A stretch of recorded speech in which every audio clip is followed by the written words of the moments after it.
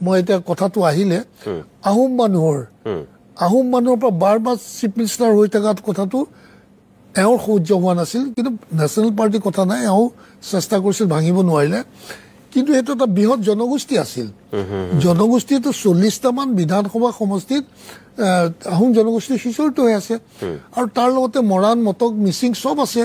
তেওঁলোকৰ মানুহ উঠিলেও আহোমৰ ভোট লাগে সেইটো এটা মানে ইউনিট এটা ফৰ্ম হৈ পেলাই অসমীয়া জাতিটোৰ মানে আগবাঢ়ি আহে আৰু তাৰ পৰা অসমীয়াৰ পৰিচয়টো পোৱা যায় কিন্তু আজি সেই জনগোষ্ঠীটোক খতম কৰি দিলে কিহৰ কাৰণে তাৰমানে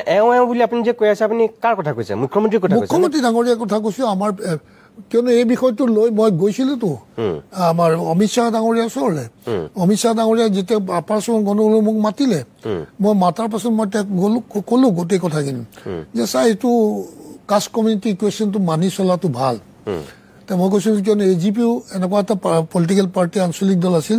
যাক আমাৰ নেতা আহিলে গামোচাখন পাৰি দিয়ে তাৰ ওপৰেদি খোজকাঢ়ি আহিব দিয়ে কিন্তু তেওঁলোকেও হাই কাষ্ট বুলি কোৱা নাই মই কাষ্ট কমিউনিটি ইকুৱেশ্যনটো মানি চলা নাই যাৰ কাৰণে বুলিহে কৈছিল তেওঁ নিজে কৈছিল যে খতম হৈ গয়া বোলে হা খতম হৈ গয়া তেতিয়া মোক তেওঁ লগে লগে ক'লে तुम आज ही चला जाओ कल जाके तुम्हारा जे कैसे बनाना है ये हमारे लोकसभा समष्टि तो और तू मेरा साथ रहना तुमको मैं दायित्व दूंगा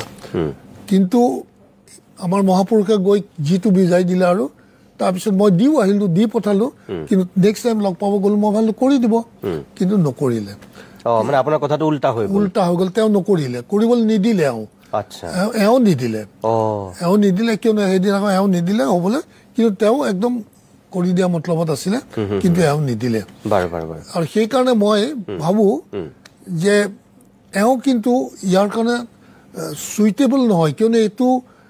OBC ST SC dominated state হয় আৰু তেওঁ যদি আপুনি চাই মই কাষ্টৰ ওপৰত ক'বলৈ যোৱা নাই বহুত ব্ৰাহ্মণ মানুহ আছে আজি জুবিন গাৰ্গক চাওক সি ব্ৰাহ্মণ ল'ৰা সি আজি ইমান ডাঙৰ সন্মানৰ অধিকাৰী হৈছে কোনোবা জানো অসমৰ ইতিহাসত আছে এনেকুৱা ব্ৰাহ্মণ মানুহে ইমান সন্মান পোৱা ইমান আন্তৰিকতাৰ কানা কিন্তু এওঁ মানে এই যে মানে কোনো এটা জাতি জনগোষ্ঠীক তেওঁ ওপৰলৈ উঠিব নিদিয়ে গতিকে সবকে মানে দমন কৰি ৰখাৰ যিটো মানসিকতা সেইটো তেওঁৰ গাত বহুত বেছি আছে যাৰ কাৰণে তেওঁ হয়তো মই ভাবো মানুহখিনি অলপ সজাগ হ'লে আৰু বেছি দিন ইয়াত হয়তো ৰাজনীতি আৰু মইতো এইটোও ক'ম তেওঁ যিটো মানসিকতা মানুহ যি ধৰণে কাম কৰিছে কিন্তু কেপাচিটি কোৱালিটি তেওঁৰ বহুত আছিলে কিন্তু তেওঁ সেইবিলাক যদি তেওঁ শুদ্ধ দিশত লগালেহেঁতেন তেওঁ বহুত ডাঙৰ পপুলাৰ মানুহ হ'ব পাৰিলেহেঁতেন কিন্তু শুদ্ধ দিশত তেওঁ এটাও লগোৱা নাই তেওঁ সম্পূৰ্ণ নিজৰ স্বাৰ্থত পলিটিকেল স্বাৰ্থত তেওঁৰ স্বাৰ্থত মই থাকিম মই বহিম মোৰ হাতত থাকিব লাগিব এইটোৱে তেওঁক ধ্বংস কৰি দিলে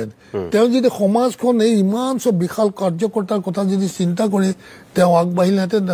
তেওঁৰ গাতো বহুত গুণ আছিল আৰু তেওঁ হয়তো বহুত জনপ্ৰিয় মানুহ হ'ব পাৰিলেহেঁতেন যদিও তেওঁ ব্ৰাহ্মণ মানুহ হয় কিন্তু ব্ৰাহ্মণৰো বহুত ভাল আছে নহয় জুবিন গাৰ্গৰ ব্ৰাহ্মণক কিমান সন্মান দিছে আৰু তেওঁ এইবাৰ ইমান বেয়া কাম কৰিলে 14টা মান ব্ৰাহ্মণ কেণ্ডিডেট দিল যিটো আজিলৈকে অসমৰ ৰাজনৈতিক ইতিহাসত হোৱা নাছিল তেওঁ এইটো প্ৰকাশ কৰিলে যে তেওঁ ব্ৰাহ্মণিজম ফেভাৰ কৰে আৰু যিটো বস্তু সাধাৰণতে কোনো পাব্লিকে ভাল নাপায় ব্ৰাহ্মণ মানুহেও ভাল নাপায়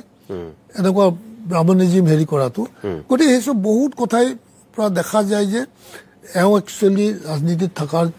যোগ্যতা আছে বুলি মই নাভাবোঁ বাৰু মই ধন্যবাদ মই আকৌ আহিম আপোনাৰ কাষলৈ প্ৰিয় দৰ্শক অকণমান সময়ৰ কাৰণে আমি পুনৰ বাণিজ্যিক বিৰতি লৈছোঁ তাৰপিছতে ৰাজেন গোহাঁইৰ কাষলৈ আকৌ উভতি আহিম